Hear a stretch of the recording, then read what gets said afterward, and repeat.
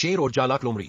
घने हरे जंगल में जहां सूरज की किरणें मुश्किल से जमीन तक पहुंच पाती थीं, वहां का राजा था राजा वीर। एक शक्तिशाली रॉयल बगावलर। उसकी गरज से पूरा जंगल कांप उठता था। सभी जानवर उसका सम्मान करते थे, लेकिन साथ ही उससे डरते भी थे। इसी जंगल में जद्दू लोमड़ी चंचल भी रहती थी। वह ताकतवर नहीं थी, लेकिन उसकी बुद्धि के आगे कोई टिक नहीं पाता था। वह जानती थी कि ताकत से ज्यादा दिमाग की जरूरत होती है। जंगल का नया राजा।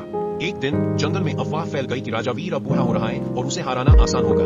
कुछ शरारती जानवरों ने तय किया कि वे उसे चुनौती देंगे। यह सुनकर लोमड़ी चंचल को चिंता हुई, क्योंकि अगर कोई अन्य जानवर राजा बना तो जंगल में अराजकता फैल सकती थी। चंचल ने एक योजना बनाई। वह राजा वीर के पास गई और कहा, महाराज, कुछ जानवर आपके खिलाफ षड्यंत्र रच रहे हैं। वे आपको कमजोर समझते हैं, लेकिन मैं आपकी मदद कर सकती हूँ। राजा वीर को पहले विश्वास नहीं हुआ, लेकिन फिर उसने चंचल की बात सुनी और योजना के बारे में पूछा।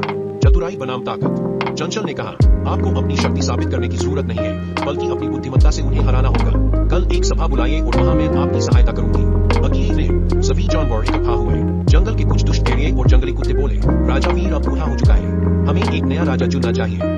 राजा वीर ने गरजते हुए कहा, ठीक है, मैं तुम सबको एक चुनौती देता हूँ। जो भी इस जंगल की सबसे खतरनाक नदी पार कर लेगा और सबसे बड़ा शिकार लाएगा, वही नया राजा बनेगा। सभी जानवर सहम गए, क्योंकि जंगल की नदी में मगरमच्छों का बसेरा था और उसे पार करना नामुमकिन था। चंचल मुस्कुराई, क्योंकि उसे पता था कि कोई भी यह चुनौती पूरी नहीं कर पाएगा। एक एक करके सभी दावेदार नदी में जाने से डर गए। अंत में राजा वीर ने अपनी ताकत और फुर्ती से नदी पार की और एक बड़ा जंगली स्वर पकड़कर वापस आया। सभी जानवरों ने मिलकर जय जयकार की, महान राजा वीर की जय। राजा और उसकी सलाहकार। उस दिन के बाद राजा वीर ने चंचल को अपनी सलाहकार बना लिया। उसने सीखा कि सिर्फ ताकत से जंगल पर राज नहीं किया जा सकता, बल्कि बुद्धिमत्ता भी उतनी ही जरूरी होती है। इस तरह राजा वीर और लोमड़ी चंचल की दोस्ती से जंगल में शांति बनी रही और दोनों ने मिलकर जंगल पर वर्षों तक राज किया। शिक्षा, चतुराई और शक्ति जब साथ मिलती है तो कोई भी मुश्किल आसान हो जाती है।